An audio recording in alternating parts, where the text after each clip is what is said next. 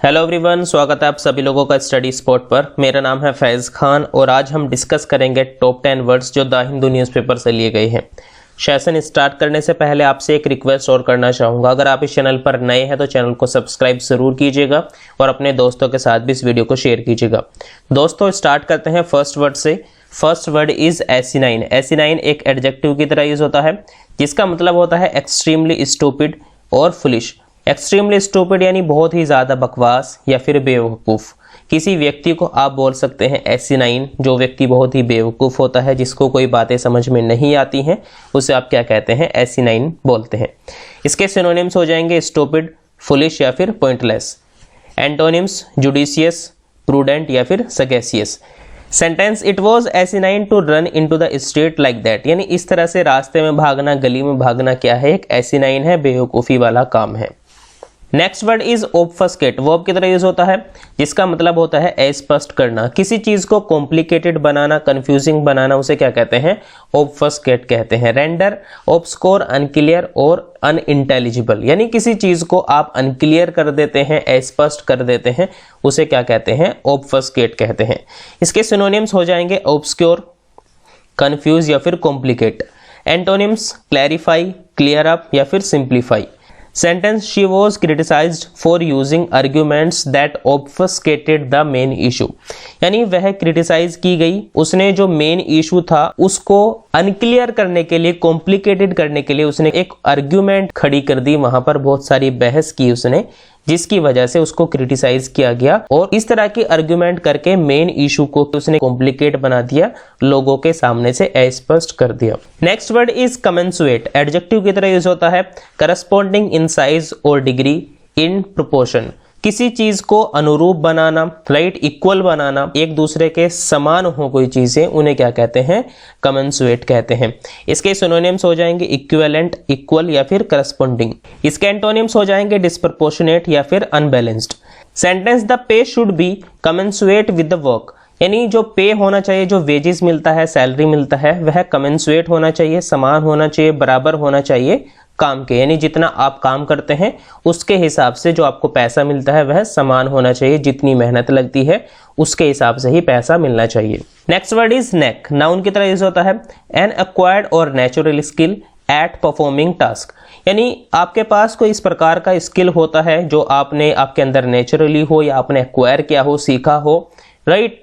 Performing a task, काम करते समय जब आप कोई काम करते हैं, आपके अंदर कोई स्किल इस प्रकार का है जो आपने सीखा या नेचुरली है, उसे आप क्या कहते हैं, नेक कहते हैं। आप इसे आदत भी बोल सकते हैं, यानी किसी चीज को आप इतने बेहतर तरीके से सीख लेते हैं, वह आपकी आदत बन जाती है, कोई आपका स्किल आपकी आदत बन जाती है, तो उसे क्या कहते हैं, नेक कहते हैं। फॉर एग्जाम्पल, जिस प्रकार से स्पोकन इंग्लिश के लिए या फिर ग्रामर के लिए मैंने बहुत सारे कोर्स किए हैं, तो मेरे लिए इंग्लिश पढ़ाना कोई बड़ी बात नहीं है, मेरा एक ये स्किल है, right.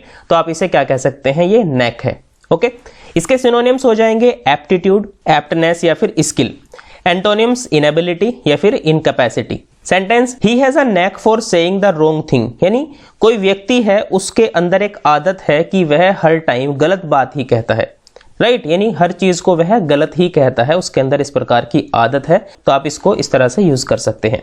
Next word is unerring. Adjective की तरह यूज होता है ऑलवेज राइट और एक्यूरेट।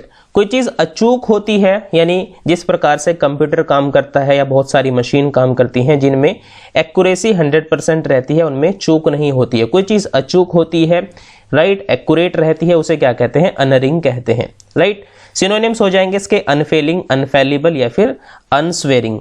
एंटोनिम्स हो जाएंगे फेलिबल, फ्लेव्ड या फिर imperfect. Sentence he has unerring talent for writing catchy melodies, यानी उसके अंदर एक अनरिंग टैलेंट है, एक अचूक टैलेंट है, किस चीज का, राइटिंग करने का, कैची मेलोडीज का। कैची यानी आकर्षक मेलोडीज, आकर्षक धुन, राइटिंग करने का उसके अंदर एक अनरिंग टैलेंट है, अचूक टैलेंट है, वह कभी भी इस तरह की राइटिंग कर सकता है, कभी भी कैच यानी आकर्षक धुनें लिख सकता है। Next word is adversary. Noun की तरह यूज होता है once opponent in contrast, conflict और डिस्प्यूट। कोई व्यक्ति जो आपका विरोधी हो किसी भी प्रतियोगिता में या फिर किसी भी काम में, जो आपका ओपोनेंट होता है, जो आपका सामने वाला होता है, आपका कॉम्पिटिटर होता है या फिर आपका दुश्मन होता है, उसे क्या कहते हैं? आप विरोधी कहते हैं, एडवर्सरी कहते हैं। इसके सिनोनिम्स हो जाएंगे ओपोनेंट, रिवल या फिर enemy. Antonyms partner, hospitable, friend. Sentence Davis beat his old adversary in quarter final, यानी डेविस ने जो उसका एनिमी था, जो एडवर्सरी था, उसने उसको क्या किया? क्वार्टर फाइनल में बीट किया।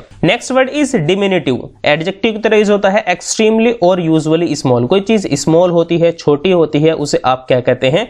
डिमिनिटिव कहते हैं, या फिर आप अल्पार्थक भी बोल सकते हैं। इसके सिनोनिम्स हो जाएंगे टिनी, स्मॉल या फिर लिटिल। एंटोनिम्स बिग या फिर giant. Sentence though diminutive in physical stature, he was a man of great courage and will, यानी वह देखने में तो फिजिकली तो एक डिमिनिटिव था, एक छोटा सा या फिर एक अल्पार्थक था, या फिर इतना ज्यादा ताकतवर नहीं दिख रहा था, लेकिन उसके अंदर ग्रेट करेज था, उसके अंदर एक साहस था, एक इच्छा शक्ति थी किसी काम को करने के लिए। Next word is silly. Adjective की तरह यूज होता है हैविंग और showing a cunning and deceitful nature, यानी किसी प्रकार का एक डिसीटफुल नेचर, यानी एक धोखाधड़ी वाला स्वभाव या फिर चालाकी वाला स्वभाव शो करना, ओके, या फिर होना उसके अंदर, उसे क्या कहते हैं? सिली कहते हैं। कोई चालाक व्यक्ति, बहुत ही शरारती व्यक्ति को भी आप सिली बोल सकते हैं, कोई धोखाधड़ी करने वाले को भी और बहुत चालाक व्यक्ति को भी आप सिली बोल सकते हैं।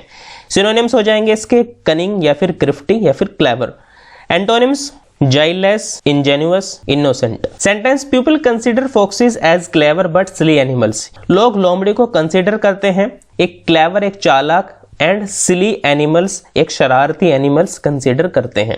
Next word is understate. Verb की तरह यूज होता है डिस्क्राइब और represent something as being smaller, worse और less important than it actually is, यानी किसी चीज को इस तरह से रिप्रेजेंट करना, प्रस्तुत करना या फिर डिस्क्राइब करना कि वह बहुत ही खराब है, बहुत ही छोटा है या फिर कम अहमियत वाला है, जो वो एक्चुअल में होता है उससे कम दिखाना, किसी चीज को खराब दिखाना, उसे क्या कहते हैं? अंडरस्टेट करना बोल सकते हैं। इसके सिनोनिम्स हो जाएंगे प्ले डाउन या फिर डाउन प्ले या फिर अंडर प्ले।